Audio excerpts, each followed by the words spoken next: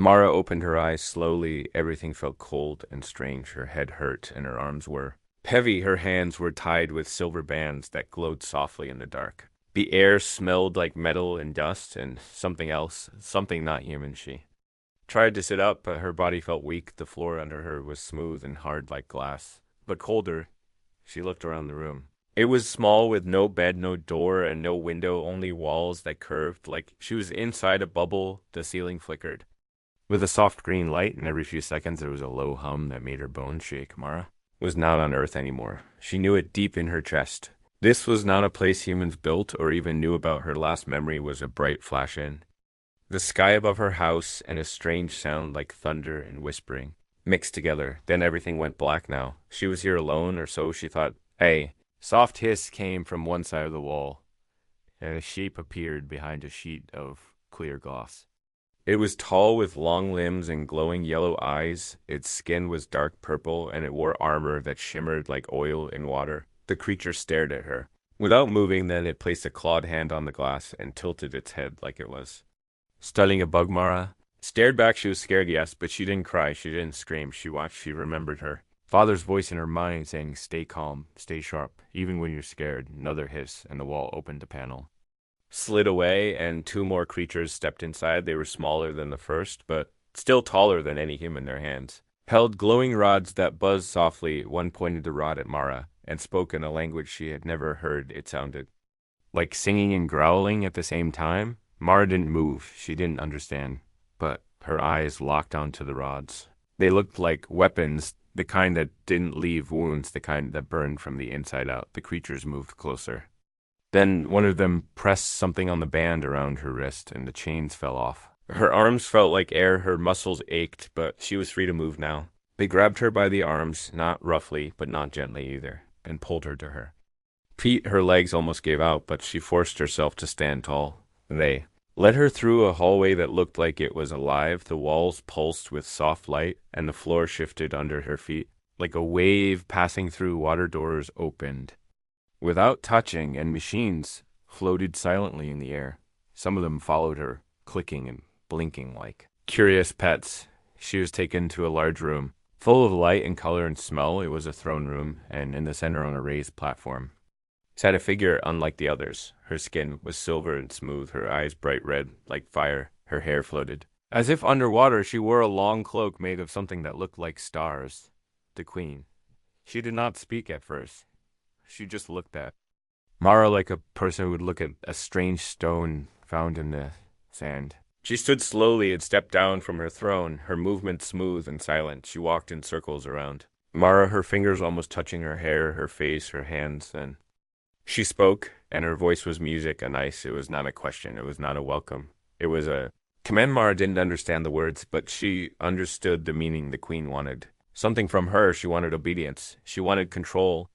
She thought Mara would break. Mara looked into her eyes and said nothing. She didn't need to say anything. Her silence was louder than words. Her stare was strong, not weak. She was afraid. Yes, but she would not give the queen what she wanted. The queen stepped back. Her eyes narrowed. Her mouth curved in something close to a smile, or maybe a warning. She waved her hand, and Mara was pulled away by the guards, again taken through more tunnels, more twisting paths, until she was back in a new cage one. With soft lights and food and water, it looked almost nice, but Mara knew better. She sat down and looked at the wall. There was a small crack in one corner, a place where the light flickered. Just for a moment, each time the hum returned, she stared at it, thinking, watching, waiting. The aliens thought she was weak because she was small and alone and human, but they didn't know her not. Yet the queen had taken her prisoner, but something had changed already. Mara wasn't just trapped in a cage. In the sky, she was starting to understand how to escape it, and maybe even how to burn it down from the inside. Asterisk. Mara stood still as the guards pushed her into a new room. It was quiet and soft, with colors that changed on the walls like slow waves. The floor felt warm, and the air smelled like flowers, but it was not real. It was too perfect, too controlled. Everything inside this room was made to calm her, to make her forget what she truly was, to Theme, a prisoner. There was a bed that floated in the air and a table with strange food. It looked like jelly and glass, but when she touched it, it changed shape and let off steam. A voice from the wall spoke in her language this time. soft and sweet. I said, "Welcome. Guest, please rest your." "Host has given you safety," Mara said. Nothing. She sat on the bed and stared at the food. Her stomach growled. But she would not eat, not yet. She needed to think to understand what this new place meant. The wall opened again, and one of the tall aliens entered, but this one looked different. Its armor was gold, and its face was not hidden. It had pale blue skin and eyes like ice. It did not carry a weapon. It walked with grace, like a teacher or a guide. It said in clear English, "The queen wishes to see you." Mara did not move. She watched the alien for a moment, then stood and followed without a word. They walked through glowing halls, past floating lights and moving walls. Machines past them, scanning silently. No doors needed to be opened. They just slid away before her, like the ship itself could see her at. Last they reached a large round room filled with silver mist. In the middle was a pool of light, and there the queen stood tall and shining her eyes. Locked on Mara as if she had been waiting for this moment. "You were the first human I have touched," the queen said, her voice like wind and thunder. "You were strange and soft, but your eyes do not lower." That is rare. Mara stayed silent. She looked around the room, every detail, every pattern in the walls, every step between her and the queen. The queen moved closer, slowly like a snake in water. She reached out and touched Mara's face gently. It felt like ice wrapped in silk. "You will not speak," she said. "You will listen. You are not my slave, but my guest. You're here to be studied, to be known, to be remembered." Alien Queen turned and walked to a wall where a large screen lit up. It showed stars and planets spinning in space. "Humans are small," she said, "but loud your kind has grown.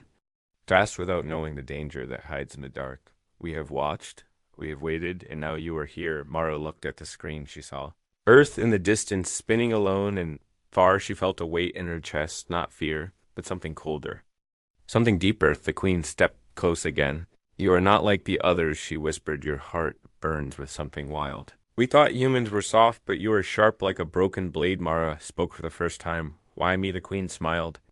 "You were chosen by the stars, by chance or fate or war. It does not matter now. You are mine." Word mine echoed in Mara's mind, louder than the queen's voice, louder than the ship's hum, louder than the stars. Outside, back in her new room, she sat again. The food was gone, replaced with different colors. The lights danced slowly, like a lullaby. The voice from the wall repeated, "Rest, guest, your safety is assured." Mara lay down, but she did not sleep. Her mind turned like a storm. Every word the queen said, every look, every wall, every guard, she remembered it all. On the second day, a group of aliens entered her room. They brought soft clothes and let her bathe in water that glowed blue. They brushed her hair and spoke in gentle tones, but they never answered her questions, never spoke of Earth, never spoke of freedom, only of peace and purpose. On the third day, she was taken to a garden with no sky, only lights. Above, trees that moved without windflowers that sang when touched, and birds with crystal wings. The queen met her there and said, "This is my gift to you, a piece of my world made for your kind." Mara walked through the garden, touching nothing. She saw creatures in cages, all from different worlds. Some were crying, some were silent. Some looked at her with dead eyes. She knew now what this place really was, a zoo. And she was the prize. At night, she sat in her room and stared at the glowing wall again. She watched how the lights blinked and how the hum came in waves. There was a rhythm to everything, a pattern, not random, not impossible. She was learning the language of the ship, not the words, but the heartbeat. The queen thought she was winning, thought she had a pet, but pets can bite, and Mara was ready to bare her teeth. The air felt different on the fourth day, colder than before and heavy with silence. Something had changed, something Mara could not see, but she could feel it like a storm waiting beyond the wall. Her room still glowed softly, and the voice still whispered kind words, but her heart told her not to trust the calm. They brought her food again. This time it smelled like fruit and spice, but she only took one bite. She needed strength, but not comfort. She sat by the wall, as usual, listening to the hum, the rhythm, the song of the ship that was now growing louder each hour. The wall opened slowly, without a sound, and a figure stepped inside. It was not a guard, not a queen, not a servant. It was small, cloaked in black, with eyes hidden under a mask. It moved quickly and closed the wall behind it before speaking. The voice was soft, broken. It said, "You are the one from Earth, the one who looks the queen in the eye, the one who does not kneel." Mara stood without fear. "Who are you?" she asked. "Friend." The voice said, "A shadow, a ghost, a whisper of what used to be." I have seen others like you taken from their homes, tested, watched, drained, but none of them fought back, none of them. Looked like you, Mara kept her voice low. How did you find me? The figure knelt by the wall and touched a glowing crack. It opened slightly to show a small, dark tunnel, barely wide enough for a person. This ship is full of places. They forgot places they think are dead, but they are not. I live in the bones of the ship, and I listen, Mara. Stepped closer, her eyes locked on the tunnel. What do you want from me? Not what I want, the voice said, but what you already started. There are others here, not just in cages, but in silent slaves from many stars. They watch you now, they whisper your name in secret halls. They believe you will be the spark. Mara's hands clenched at her sides. What if I am not enough for you? I'm not alone, the figure said, and handed her a small object, a thin metal piece with moving lights. This will show you the cracks. The weak places, the hidden doors. Use it when the time comes. Before she could speak again, the figure was gone, slipping into the tunnel like smoke. The wall closed behind it, and the light returned to normal, but nothing felt normal anymore that night. Mara sat in silence, the device in her hand, glowing softly. She studied it, watched the patterns, and saw how the lights matched the hum of the ship. Every blink, every pulse was a signal, a path. The next morning she was taken to another garden. This one was full of tall black trees with silver leaves. The queen stood among them, her cloak dragging across the ground, her eyes bright with curiosity. She asked, tell me, do you like your new home? Mara said nothing and walked past her, touching the leaves. With care, but not wonder, she knew now this was all a cage, a beautiful cage with walls made of lies. The queen followed closely. You'd not smile. You do not ask questions. Your kind is known for curiosity and chaos, but you are quiet. Why? Mara looked at her without fear and said, because I am listening. The queen tilted her head and laughed a sound like glass breaking. You are a clever little one, but cleverness without obedience leads to ruin. Remember that? Mara nodded slowly and kept walking, each step a memory, each glance a map in. The next days she was given more freedom, allowed to walk parts of the ship, watched always by floating machines, but left to explore. She counted doors, listened to guards, studied the paths of other prisoners. She saw their faces, some curious, some afraid, some full of quiet hope. She passed a young creature with skin like smoke and eyes like stars that looked at her and whispered quietly under its breath. Freedom. That word echoed through her like fire at night. She returned to her room and marked what she saw, using pieces of her food to draw on the wall. She made lines for halls, dots for door shapes, for cameras. She was building a map, a way out, a plan for more than escape. She was building a key one night. As she stared at the map, the wall behind her flickered, and for the first time a voice, not from the ship, but from outside, spoke into her room. It said, they are watching you more than ever now. Your name spreads like heat in dry grass. The queen is afraid. Mara stood and faced the wall, her voice calm. Then let her be afraid. The voice spoke again. Soon the time will come when you must choose to run or to rise. And if you rise, we will rise with you.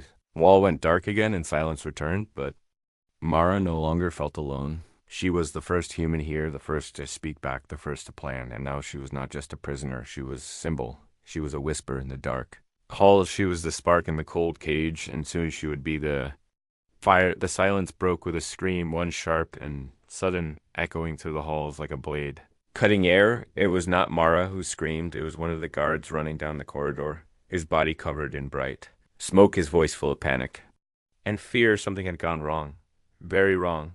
Mara stood near the wall, her eyes locked on the guard, her heart beating like a drum. She had waited for this moment each night, planning each hour, watching each second, learning the rhythm of the ship, the timing of the doors, the habits of the watchers. And now it had begun. Smoke poured from the lower levels, not from fire, but from machines. She and the hidden figure had rewired systems. Once silent, now roared to life. Machines, long buried, now spun and sparked. The ship shook softly, not enough to crash, but enough to wake everyone. Doors slammed open, lights flickered, and shadows moved fast. Mara moved with them, not running, but walking calm, steady. She wore the soft white clothes given to her by the queen, but her mind wore armor sharper than steel.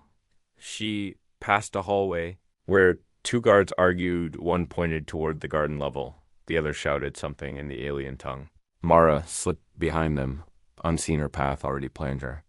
Map already marked near the old water chambers. She found them, the others, the ones she had met with eyes and whispers, now holding tools and stolen rods. One held a broken panel, another carried a wire that hummed with stolen power. They looked at her with silent questions. She nodded once, and they moved as one A. Door opened from above, and smoke poured through it, followed by more rebels from other levels, their faces painted with dirt and oil, their hands shaking, but ready. There were no speeches. No loud orders, only motion, only eyes full of fire. The queen was not silent anymore. Her voice filled the ship, loud and sharp. Like thunder traders, she cried, "The human has poisoned. Your minds return to your places, or be burned from memory return. Or be erased." But no one stopped. The rebels moved through the halls, planting sparks, setting charges, throwing smoke bombs that choked the lights. The machines that once watched them now spun in panic, unsure of who to obey, unsure of what to protect. Mara led them through the tunnels she had drawn into her mind, each turn perfect, each step counted. She knew which doors would open and which ones would not. She knew which walls had weak spots and which vents could carry voices. She passed the creature. With the smoky skin again, now holding a rod that buzzed with heat, their eyes met, and for a moment nothing else existed. They nodded to each other like warriors before a storm. Then came the first real fire. A blast tore through the west wall, shaking the ship, and knocking lights from the ceiling. Alarm screamed, but they were too late. The rebels were already deep inside the system. Already past the point of control. Guards tried to fight back, but they were spread too thin. The queen had trusted fear too long, and now her army had no heart. They struck with power but not purpose, while Mara and her people moved like wind around. Stone near the center of the ship, Mara stopped in front of a black door. Taller than any other behind it was the throne room, the heart of the queen's rule, the place where all orders were born. She reached for the panel, but it was locked, sealed tight with a code too complex for human hands. But Mara did not need hands for this. She pulled the device given to her by the figure in the shadows, the one who lived in the bones of the ship. It blinked once, then twice. Then sang a soft tone. The door shivered, then opened slowly, like it knew the end had come. Inside the throne room, it was quiet. The queen stood alone, her cloak torn, her eyes wide with something new, something close to fear. "You bring fire into my house," she said. "You break the gift I gave you." Mara stepped forward, her voice calm. "You never gave me a gift. You gave me a cage." The queen raised one hand in the room, shook, lights danced, and machines screamed, but they did not stop. Mara, her people were coming behind her, a wave of voices and steps and sparks and fire. "You will not win," the queen said. "This ship is mine. These stars are mine, not anymore." Mara said they belonged to no one. Then the room exploded into sound as rebels rushed in, taking control, tearing wires, smashing screens. The queen vanished into smoke, running through hidden paths, but Mara did not chase her, not yet. She turned to the others and pointed to the main controls. "Shut it down," she said, "all of it." And they did. Lights died, the alarms fell silent, the humming stopped, and for the first time since Mara arrived, the ship went quiet, not with fear, but with peace. She stood in the center of the throne room, ashes around her, flames in the distance, voices calling her name, not as a prisoner, not as a pet, but as a leader. The fire had begun, and it would not stop until the sky itself was free. Asterisk. The queen watched the flames from the highest tower, her silver cloak torn in her hands. Clenched tight, her voice echoed through the broken halls of her ship, but no one answered. Not the guards, not the watchers, not the machines, even the lights flickered like they feared her rage. She stood alone in her throne room, once filled with silence and power, now filled with smoke and whispers. Her throne cracked her screens, shattered, her crown gone. The human girl had done what no warrior ever dared. She had made the queen feel weak outside. The broken walls, the rebels moved fast, fixing broken wires, unlocking cages, helping the wounded. They followed Mara, not out of fear, but out of choice. Her voice, now louder than the queen's commands, her name. Now a symbol stronger than steel. Mara stood in the center of the old control room, her hands black with dust, her eyes sharp as blades. She had not slept since the fire began, her mind too full of maps and codes and voices asking what next. A small alien boy with green eyes handed her a stolen tablet full of ship data and said softly, "The queen is hiding in the upper chambers." She sealed the main lift and blocked all paths to the tower. Only her guards remain, and they are loyal still. Mara nodded once and turned to her team, the smoke-skinned rebel, the one with silver claws, the young girl with the sonic key. They were ready, their faces marked with dirt and fire. They would follow her into the storm. The path to the queen's tower was long and full of traps, each hallway watched by old machines, each door locked with codes made to confuse. But Mara had studied the ship longer than anyone. She knew its bones, its breath, its secrets. They moved like shadows through steam and silence past. Ruined statues and walls marked with fire symbols of rebellion.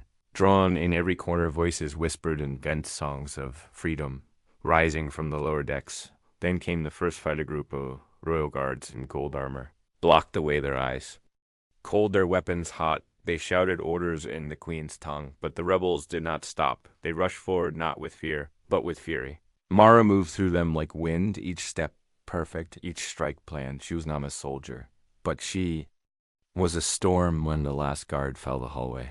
Went still, and the door to the Queen's chamber stood before them tall and black and silent. Mara touched it with her hand and whispered one word open. The door hissed and slid apart, slowly revealing a room of light and mirrors. The Queen stood in the center, her silver armor shining, her eyes full of fire. She held no weapon, but her presence was sharp like ice and thunder. You come to end me, the Queen said softly, your voice shaking my walls here. Fire burning my stars, you who are nothing. Mara stepped forward, her voice strong. I was a girl now, I am your end. Queen laughed once, a sound like glass breaking, and the walls around her lit up with moving light screens showing Earth spinning.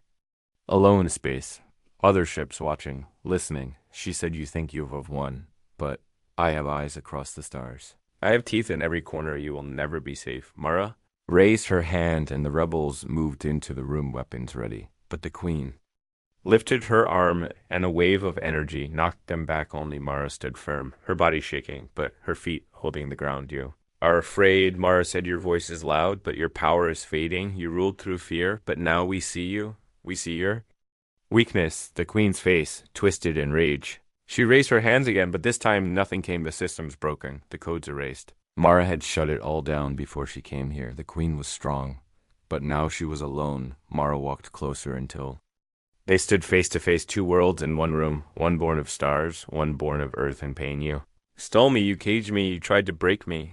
Mara said, but all you did was show me how to fight, how to rise, how to lead. The Queen said nothing, her eyes wide with something deeper than anger, something close to sorrow. Mara reached out and touched the Queen's chest where the royal emblem shone bright and then dimmed as if knowing its time had ended. Step down, Mara said, this is over. The Queen closed her eyes and for the first time lowered her head behind Mara. The rebels watched in silence, their breath held, their hearts full of fire. The Queen turned slowly and walked to the edge of the chamber where a small pod waited, glowing blue. She stepped inside, and the pod sealed shut, lifting away through a tunnel into the stars alone. Mara stood still, watching the light fade until it vanished, then turned to her people, her voice calm. The ship is ours. The stars are free, and we will never kneel again.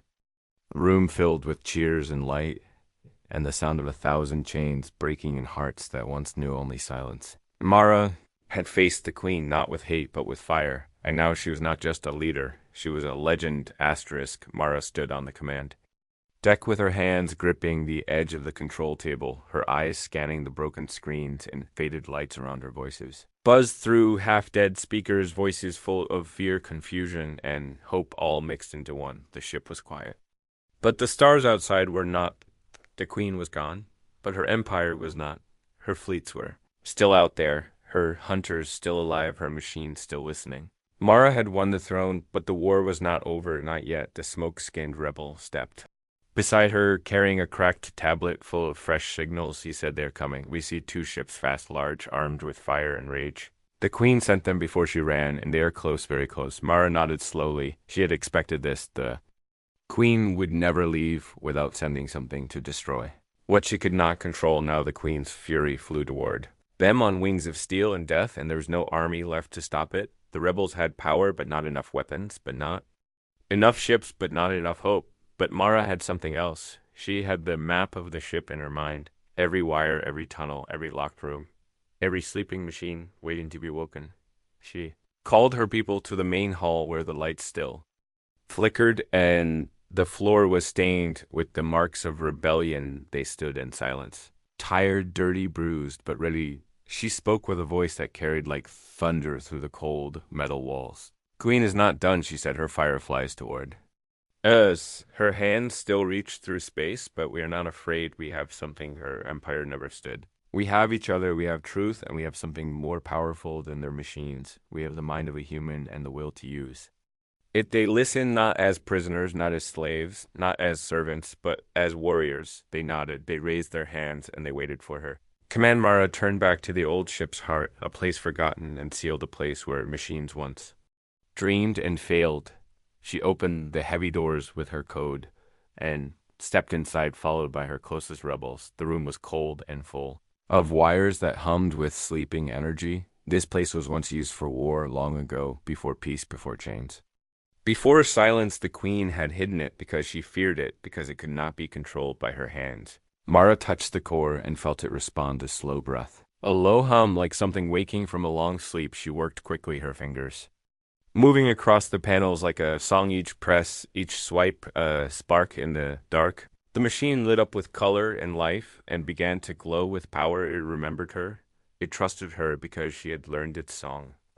Hunters arrived like thunder, their ships black and sharp like knives, flying fast toward the stolen ship. Their weapons charged, their eyes cold. They sent warnings, surrender, return, burn, but Mara did not answer. She only watched their approach and smiled inside the control room.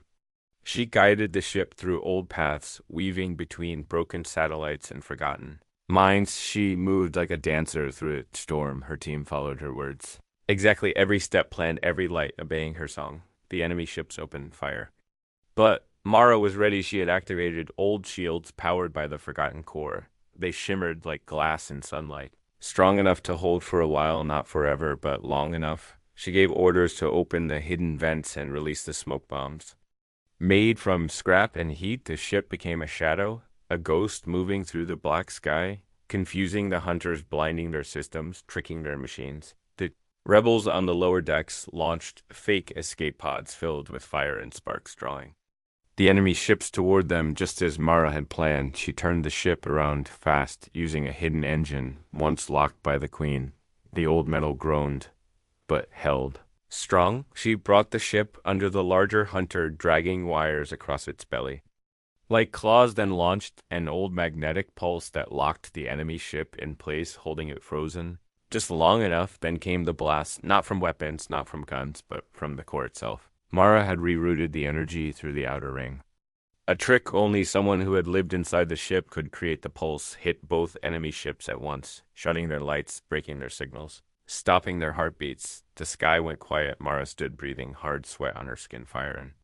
Her eyes, the rebels around her, stared in silence, then began to cheer, to cry, to fall to their knees, not in fear, but in joy. You did it, the smoke-skinned rebel whispered. You stopped them with a song. Mara smiled and looked out at the stars, her voice soft, but strong, not with a song, with a mind. And now they will know that humans are not just fire. Our weapons made of thought and will, and nothing can break that. The stars were quiet now, but silence never meant safety, not in a galaxy once ruled by fear. Mara stood by the wide viewing glass of the ship, her eyes scanning the empty black, her hands tight at her sides. She knew this quiet was only the breath. Before the storm, the queen was not dead. Her escape pod had vanished into the dark, pulled by a hidden beacon that only she could call. Mara had destroyed her ships, crushed her power, turned her palace into a home for rebels, but the queen still breathed somewhere, and she was waiting every day since the last battle. Mara had listened to the signals, scanning every corner of space, watching every code, every whisper from old satellites and dead stations and broken drones. The queen was wounded, but she was clever enough to hide and clever enough to strike again. Mara sat alone in the command center, reading a new signal, a voice masked, but familiar. It spoke in broken code, calling out not to allies but to enemies. It offered a reward, a lie. A warning. It said the human must fall or the stars will fall with her. Queen was building a final army, not from gold, not from soldiers, but from fear and greed. She was calling to those who still believed in control and chains and silence, and some were listening. Mara called her closest rebels into the old war room, where lights still flickered from battle, and the floor still held the marks of broken chains. She looked at each of them and spoke with a fire that had never faded. She wants one last fight, she said. She wants to prove that fear still works, but we have something greater, something she can never take from us. We have choice. They nodded and prepared the ship for its final mission, not to run, not to hide, but to chase Mara. knew where the signal came from a dead moon, once used for mining, now covered in shadow. No fleet, no guards, no welcome, just rock and silence and the queen waiting. Journey was short, but heavy, every hour filled with memory, every step a reminder. Of the cost of freedom when the ship reached the moon, Mara stepped out, first her feet landing on cold stone. The air thin, the sky dark, no sounds, no lights, only one path into the caves below. Walked with her team behind her, each holding the tools. They trusted weapons, maps, hope, the caves twisted like a maze, but Mara knew the path. She had seen it in her dreams, in her fear. It was a place built for ending, say. Found the queen at the heart of the moon, standing alone beneath a tower of broken machines, her body wrapped in a cloak of silver and black, her eyes glowing like dying stars. She looked smaller now, but her voice still filled the space around them. He returned to end what I began, she said, her voice calm but shaking. Do you think? This ends with me. Do you think the galaxy will follow a girl with no throne? Mara stepped forward, her voice low and steady. I think they will follow truth, and truth stands here. Now the queen laughed, once a sharp sound that echoed like metal on glass. She raised one hand, and the machines above her lit up with fire, ready to fall, ready to burn, ready to take them all down in one final scream. But Mara had not come empty.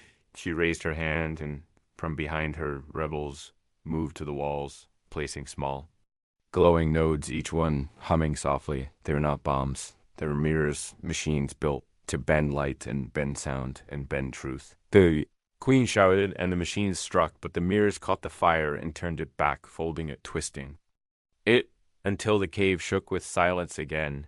The queen stepped back, her breath fast, her voice breaking. What have you done? She cried. What is this? Mara walked closer, each step loud, each word clear. This is the end of your lie. This is the mirror of what you made, of what you broke, of what you tried to rule. The queen fell to her knees, not from pain, but from the weight of her loss. Her hands trembled as the mirror showed her face, not as a god, not as a ruler, but as a shadow. You were never a queen. Mara said you were a cage. She reached into her coat and pulled the last piece of code, given to her by the ghost in the wires, the one who had helped her at the start. It was a key not to power, but to peace, a final lock to end the queen's voice. Across the stars, she placed the key in the stone, and the machines above them shut down forever. The light faded, the hum stopped, the silence returned, but this time it was clean. The queen looked up, her eyes wide, her mouth open, but no words came not.